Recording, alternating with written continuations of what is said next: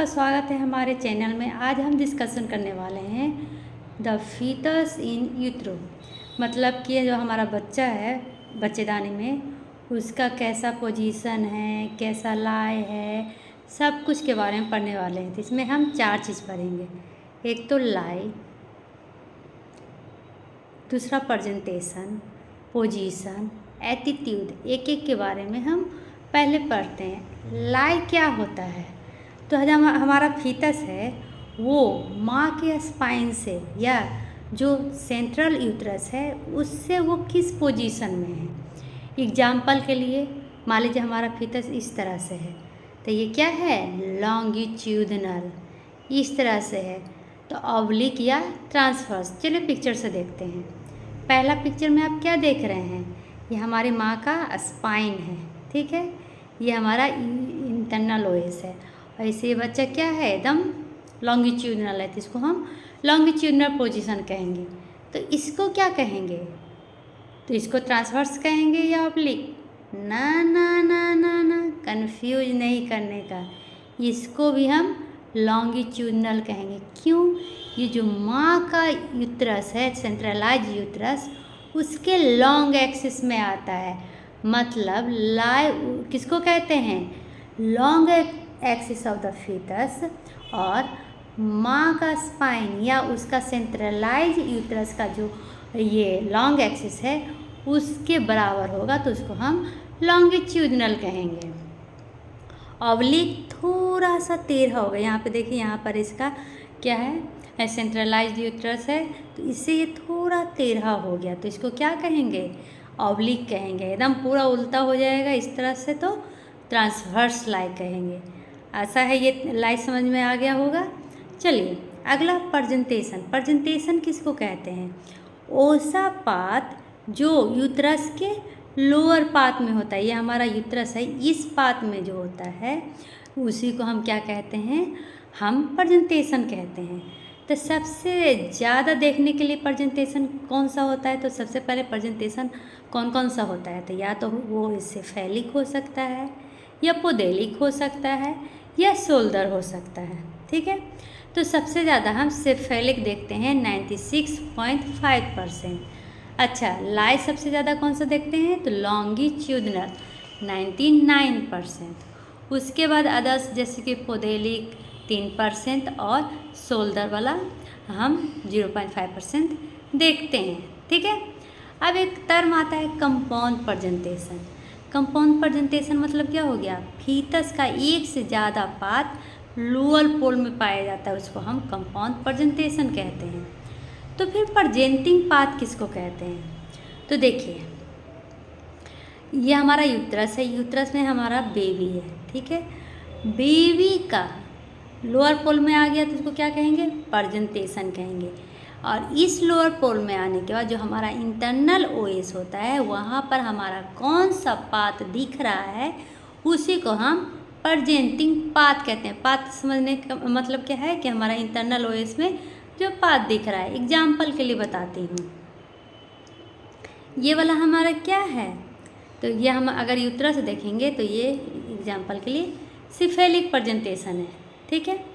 अब इसमें हम देखते हैं कि बच्चा पूरी तरह फ्लेक्स्ड है या थोड़ा अपना हेड को एक्सटेंडेड किया है, थोड़ा ज़्यादा एक्सटेंड किया है, या बहुत ज़्यादा एक्सटेंड किया है।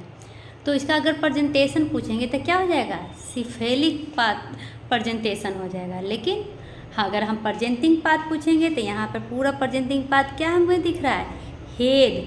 तो इसको हम वर्टेक्स कहेंगे। वर्टेक्स कब कहेंगे? जब हमारा फीटस पूरी तरह वेल फ्लेक्स्ड होगा, लेकिन अब धीरे धीरे एक्सटेंड हो रहा है। तो यहाँ तक भी हमारा प्रेजेंटिंग पार्ट इंटरनल ओएस में क्या आ रहा है?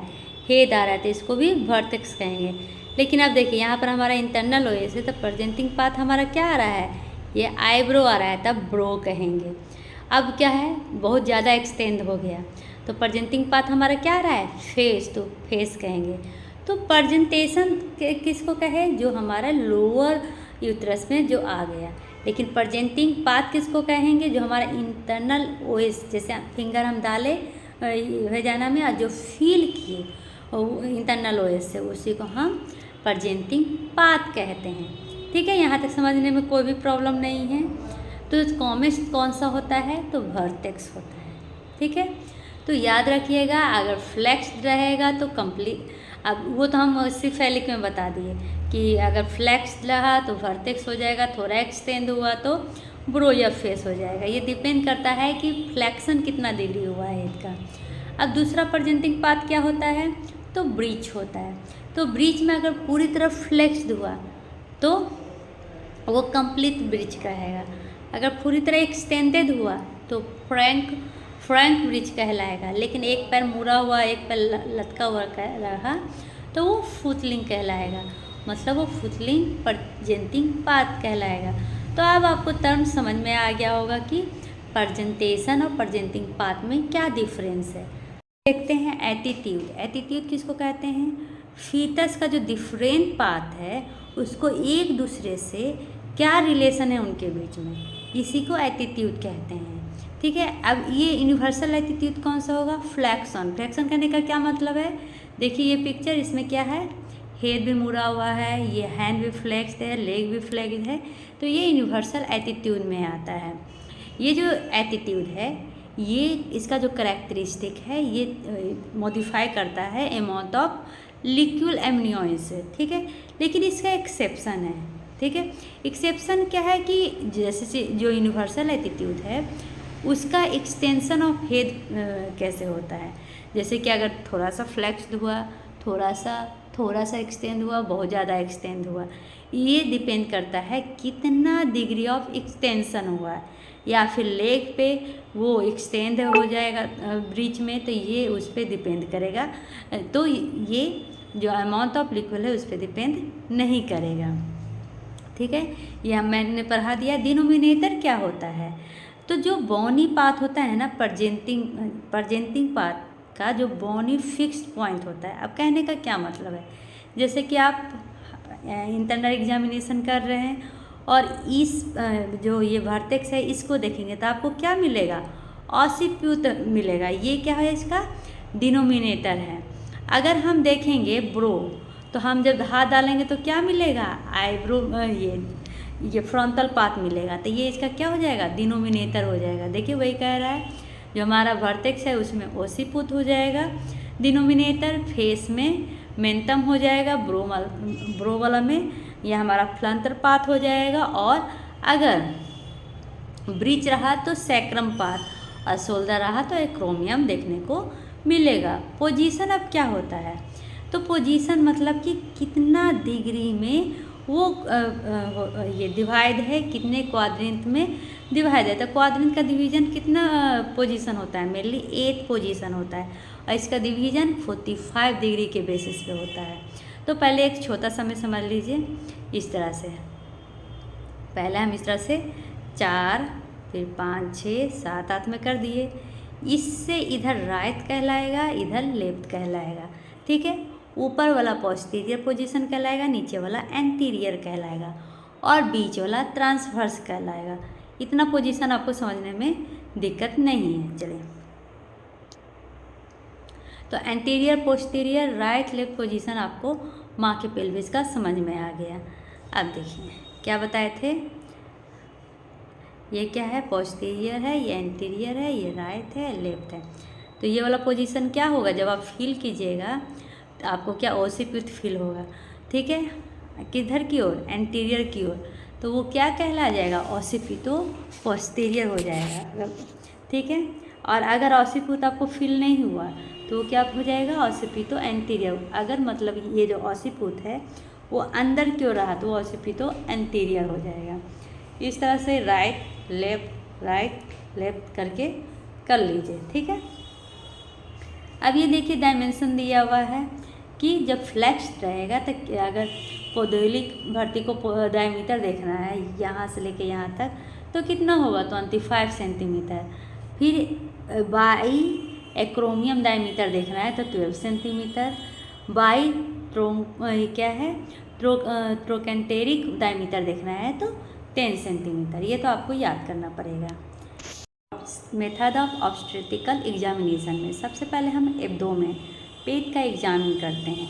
तो ये एग्जामिन कब किया जाता है? 28 वीक के बाद। कहने का क्या मतलब है? 7 मंथ के बाद। इसमें हम क्या चेक करते हैं? लाई, प्रेजेंटेशन, पोजीशन और एटीट्यूड चेक करते हैं। ठीक है, इसमें सबसे पहले हम वर्बल कंसेंट लेंगे, कहेंगे कि हम पेशेंट को बताएंगे कि हम आपका एब्डोमिनल का एग्जामिनेशन करने वाले हैं, क्या आप तैयार हैं? वो अगर हाँ कहेंगे तो उनको कहेंगे आप पहले अपना ब्लेडर को खाली करके मतलब बाथरूम करके आइए। उसके बाद उनको डॉर्सल पोजीशन में स्लाइटली फ्लेक्स्ड लेग के साथ उनको सुताएंगे। ठीक है, इससे क्या होगा? एब्डोमेन आपके सामने पूरा एक्सपोज हो जाएगा। अब एग्जामिनर को राइट साइड रहना है। इंस्पेक्शन में हम क्या नोट करेंगे? सबसे पहले हम देखेंगे कि जो ये यूट्रस है वो लॉन्ग, उसके अंदर जो फीटस है उसका लाई कैसा है, फिर पोजीशन देखेंगे, फिर एटीट्यूड देखेंगे। इतना तो देख लिए, और भी देखेंगे कि एब्डोमेन में पहले से कोई स्कार मार्क तो नहीं है। स्कार मार्क होने से क्या आप समझ सकते हैं? जैसे पहले उसका ऑपरेशन हुआ, जो पहला बच्चा अगर मल्टी ग्रेविडा रही तो जो ये पहला बच्चा या दूसरा बच्चा है वो नॉर्मल वेजाइनल डिलीवरी से हुआ या सिजेरियन से हुआ, यह आपको देख के ही पता चल जाएगा। इनलार्जमेंट ऑफ यूट्रस, यूट्रस अपने गेस्टेशनल एज से ज़्यादा बड़ा है या ज़्यादा छोटा है। ठीक है, यूट्रस का कॉन्टूर शेप कैसा है ये। ठीक है, और क्या क्या देखेंगे? कोई स्किन में इन्फेक्शन तो नहीं है, ईचिंग तो नहीं हो रहा है, रिंगवर्म, ये सब हम मेनली देखते हैं। ठीक है, अब पल्पिटेशन करते हैं। सबसे पहले इंस्पेक्शन हो गया। अब पल्पिटेशन में हम पाल्म को इस तरह लेंगे और इस तरह से पेट पे रखेंगे। देखिए पिक्चर में दिख रहा है। तो इसमें हम क्या करते हैं? यूट्रस को पहले सेंटर में लाते हैं, उसके बाद अल्नर पाथ। अल्नर पाथ कहने का क्या मतलब? ये जो पाथ है ना, इस पाथ को, ये पाथ है ना, इस पाथ को हम यूज करते हैं। ठीक है, यही अल्नर पाथ। इस पाथ को हम लेते हैं और ऊपर में फंदस के पास इस तरह से रखते हैं और देखते हैं कि वो कितना वीक है। ये वीक के बारे में मैं बताऊंगी कि जैसे कि पेल्विक एरिया में रहा तो 12 वीक, अम्बिलिकस एरिया में पहुंच गया तो 24 वीक। इस तरह से इसका वीक बता हुआ रहता है जिसको आपको जानना होगा। ठीक है, ये सब हम पल्पिटेट करके देखते हैं। ठीक है, उसके बाद अगर इसमें 2 कंडीशन है। मान लीजिए जो फंदल हाइट है वो ज़्यादा है तो इसका क्या कारण हो सकता है? या फंदल हाइट कम है गेस्टेशनल एज से तो इसका क्या कारण हो सकता है? तो सबसे पहले अगर ज़्यादा है तो आप जो मान लीजिए किसी पेशेंट को याद नहीं होता या समझ में नहीं आता, उससे पूछते हैं कि आपका महीना कब आया था, तो वो बता देते हैं कि जब रुकता है ना उस दिन से बता देते हैं, ये दिन से हुआ था। तो 1 महीना का गैप हो गया ना तो इसमें प्रॉब्लम हो जाता है। तो मिस्टेकन डेट, उनसे अच्छे से कंफर्म करवाएं कि आपका महीना कब रुका था, ये नहीं जिस दिन आया था इससे पहले उसका डेट जानना चाहिए। तो वो उससे कंफर्म हो जाएगी कि वो सही है कि गलत है। या बच्चे ट्विंस हों तब भी हमें ये साइज ज़्यादा देखने को मिलता है। पॉलीहाइड्रोएमियन हो, पानी ज़्यादा हो पेट में, या बेबी बिग हो। बिग बेबी मेनली किस में देखा जाता है? डायबिटिक पेशेंट में देखा जाता है। या पेल्विक ट्यूमर हो जैसे कि ओवेरियन या फाइब्रॉइड, हेरिडिटी मोल हो, या ये जो हेमरेज हो जाता है अंदर में वो हुआ। ये सब कंडीशन में क्या होता है? मेनली जो यूट्रस का साइज है वो ज़्यादा देखने को मिलता है। अब कम देखने को क्या मिलता है? पहला, या तो जो पानी है पेट का वो कम रहे, बच्चा का ग्रोथ सही से नहीं हो रहा है, जितना होना चाहिए उससे कम हो रहा है, या बच्चा पेट में ही मर गया है, या एक तो आपको पता है मेंस्ट्रुअल पीरियड के लास्ट मेंस्ट्रुअल पीरियड का जो डेट होता है उसमें आपको मिस्टेक हो गया है। अब देखते हैं कि जो एग्जामिनेशन करते हैं उसमें ऑब्स्टेटिक ग्रिप जिसको लियोपार्ड मैन्यूवर कहा जाता है वो हम कैसे करेंगे? सबसे पहले ये इसमें जो पल्पिटेशन करते हैं ना हम जेंटल करेंगे। ठीक है, और ये इन्फॉर्मेशन के लिए किया जाता है कि फीटस का पोजीशन, लाई, प्रेजेंटेशन कैसा है। ये मेनली यूट्राइन कॉन्ट्रैक्शन ये सब में नहीं किया जाता है, ब्रॉक्सन ही कॉन्ट्रैक्शन में नहीं किया जाता है। ठीक है, अब देखते हैं सबसे पहला जो होता है उसको कहते हैं फंदर ग्रिप, दूसरा को क्या कहते हैं? अम्बिलिकल ग्रिप, तीसरा को क्या कहते हैं? पॉलिक ग्रिप, और चौथा को क्या कहते हैं? हम चौथा को कहते हैं पेल्विक ग्रिप। फंदर ग्रिप कहने का क्या मतलब है? जो हाथ है, एक मिनट, जो हाथ है ये हम फंदस ऊपर में रखते हैं यहाँ पर, तो फंदस हो गया। अम्बिलिकस या लेटरल यहाँ पे रखेंगे, ठीक है। पॉलिक नीचे यू शेप बना के रखा जाता है। और उसके बाद लास्ट में क्या हो गया हमारा, पेल्विक ग्रिप। तो पेल्विक एरिया के पास यहाँ पर करते हैं, इसलिए इसका पेल्विक ग्रिप नाम है। अब इसमें हम क्या क्या देखते हैं ये देखते हैं। सबसे पहले क्या नाम है, फंदर ग्रिप। हाथ को हम ऊपर रखेंगे। तो पेशेंट जो डॉक्टर है उसको किधर रहना चाहिए, तो पेशेंट के राइट साइड में रहिए और फेस पेशेंट की तरफ होना चाहिए, ठीक है। तो इसका हम अगर करके देखना चाहें तो हम हाथ को ऐसे रखेंगे और इस तरह से फील करेंगे। फील करने पे हमें क्या दिखेगा, अगर ब्रोड सॉफ्ट इरेगुलर मार्च रहा मतलब कि ये क्या हो जाएगा, ब्रीच हो जाएगा। स्मूथ हार्ड और ग्लोबुलर मास रहेगा तो वो हेड को कहते हैं, ठीक है। दोनों में से कोई नहीं रहेगा मतलब कि वो ट्रांसवर्स हो जाएगा। फिर से फंदल जो एरिया है उसको हम पल्पिटेट करते हैं दोनों हैंड से। तो फीटस का लाइन कैसे पता चलेगा, फंदल ग्रिप से। तो वहाँ पर ब्रोड सॉफ्ट और इरेगुलर मास है तो ये ब्रीच हो जाएगा, और वहाँ पर अगर हार्ड मास है तो हेड मतलब कि वर्टेक्स हो जाएंगे, ठीक है। अगर लेटरल और अम्बिलिकल एरिया से क्या पता चलता है, तो बैक और फ्रंट एरिया पता चलता है। अगर इसमें भी हम अपने को पेशेंट के फेस की तरफ फेस करना है, हैंड को अम्बिलिकस के दोनों तरफ रखना है और देखना है। अगर फाइंड करना है क्या क्या, बैक लिम्ब और एंटीरियर शोल्डर को। बैक कैसे पता चलेगा, तो बैक को देखेंगे तो स्मूथ रहेगा, कर्व रहेगा और अच्छा से मैंने सॉफ्ट फील होगा। लेकिन लिम्ब साइड होंगे तो वहाँ पे एरिया खाली खाली मिलेगा, ठीक है, और इरेगुलर एरिया होगा, ठीक है। यहाँ से हम बैक साइड और फ्रंट साइड को हम देख सकते हैं, ठीक है। पॉलिक ग्रिप से क्या पता चलेगा, इससे ये पता चले, इसमें पेशेंट क्या होंगे, तुवासा पेशेंट फेस होंगे एग्जामिनर। इसमें हम थंब और 4 फिंगर को यूज करते हैं इस तरह से। इससे मेनली क्या पता चलेगा, इससे ये पता चलेगा कि जो प्रेजेंटिंग पार्ट है क्या वो इंगेज हो गया है या इंगेज नहीं हुआ है। चौथा मैन्यूवर क्या है, पेल्विक ग्रिप। इसमें हम दोनों हाथ को ये जैसे कि पहले 3 में क्या किए, हमारा फेस और पेशेंट का फेस सेम होना चाहिए। इसमें जो एग्जामिनर का फेस है वो पेशेंट के फीट के तरफ रहना चाहिए। इसमें हम क्या करते हैं, चारों फिंगर को दोनों हाथ का बीच में लेके जाते हैं और चेक करते हैं कि ये अंदर की ओर जा रहा है या बाहर की ओर जा रहा है। अगर प्रेस करेंगे डाउनवर्ड और बैकवर्ड प्रेस करना है। इससे ये पता चलेगा कि प्रेजेंटिंग पाथ क्या है और क्या पता चलेगा, एटीट्यूड और इंगेज है कि नहीं है, ठीक है। एटीट्यूड में मेनली हम देखेंगे कि सिंसिपिटल है या ऑसिपिटल पोल फील हो रहा है। इंगेजमेंट में हम क्या देखेंगे कि अगर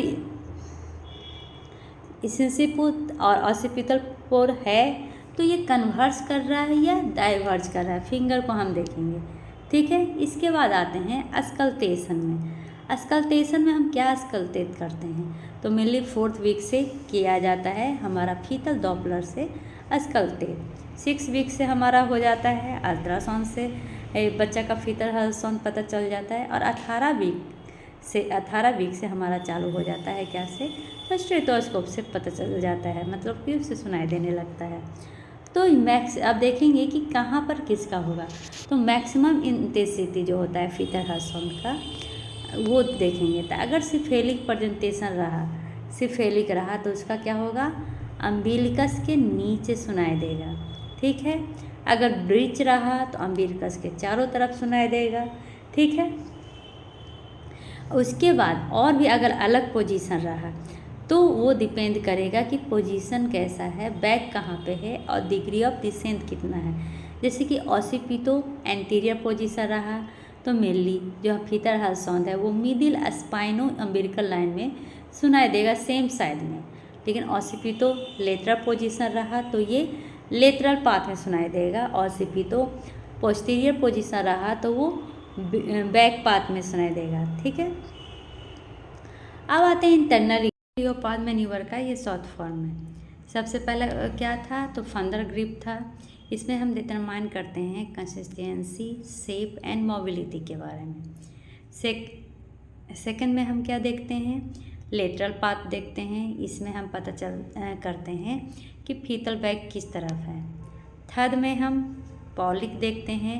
इसमें देखते हैं कि फीटस इनलेट में आ गया है या अभी भी मोबाइल है। फोर्थ में हम फीटल का attitude, extension, degree of extension, ये सब देखते हैं। अब आते हैं हम इंटरनल एग्जामिनेशन में। इंटरनल एग्जामिनेशन मेनली डिपेंड करता है कि आप एग्जामिन कब कर रहे हैं। अगर मान लीजिए कि आपका सर्विक्स क्लोज है तो एग्जामिन करने से फ़ायदा नहीं, क्योंकि हमें प्रेजेंटिंग पार्ट ये सब सही से पता नहीं चलेगा। लेकिन ओपन रहेगा तो हम कर सकते हैं, लेकिन ये एसेप्टिक प्रोसीजर है क्योंकि इससे इन्फेक्शन होने के चांसेस है। अल्ट्रासाउंड से ही हमें फीटस के बारे में एवरीथिंग पता चलता है, लेकिन ये कभी कभी डिफ़िकल्ट हो जाता है जानना। कब? अगर ओबेसिटी रहे, यूट्रस इरिटेबल रहे, ज़्यादा पानी रहे या हेड डीपली इंगेज रहे, मेनली जो प्राइमरी ग्रेविडा में देखा जाता है, तब अल्ट्रासाउंड में प्रॉब्लम होता है। तब हम क्या करेंगे, तो स्ट्रेट एक्सरे करेंगे। ठीक है। अब एक वर्टेक्स पोजीशन को लेके यहाँ पर पूरा डिस्क्राइब किया है, तो ये मैं आपको पहले ही बता दी हूँ। अब आते हैं वेजाइनल एग्जामिनेशन में। वेजाइनल एग्जामिनेशन में क्या देखेंगे, जो हमारा हेड है वो जो लोअर पोल में आ चुका है उसके बारे में जानेंगे। ठीक है। मेनली जो डिस्टेंस होता है पेल्विक इनलेट और इसियल स्पाइन का वो 5 सेंटीमीटर होता है, लेकिन अगर पैराइटल प्लेन हो तो उसका डिस्टेंस कितना हो जाता है, 3 सेंटीमीटर हो जाता है। अब इसमें 2 टर्म जानना है, हेड इज फिक्स्ड और इंगेज। क्या ये दोनों सेम है या डिफरेंट है? ये दोनों डिफरेंट है, समझिए। ये क्या है, हमारा हेड फिक्स है और इंगेज्ड भी है, लेकिन ये जो सेकंड वाला पिक्चर है इसमें हमारा हेड फिक्स्ड है लेकिन इंगेज्ड नहीं है। तो हेड इंगेज हो, फिक्स्ड हो सकता है दोनों में, लेकिन इंगेज दोनों में नहीं हो सकता है। कॉमन कॉज क्या है, ये सब का, तो इसका मेनली या तो हो सकता है कि हेड का ज़्यादा डायमीटर हो, या सेफेलोपेल्विक डिस्प्रोपोर्शन हो, या बिग हेड हो, या दोनों हो, पानी ज़्यादा हो, हाइड्रोसेफेलस हो, प्लासेंटा प्रीविया हो, पेल्विक ट्यूमर हो, हाई पेल्विक इंक्लाइनेशन हो। ठीक है। और कुछ अननोन कॉज भी होता है। ठीक है। इसके साथ ये टॉपिक ख़त्म होता है। आशा है आपको समझ में आया होगा। समझ में आया तो लाइक और सब्सक्राइब जरूर करें। धन्यवाद।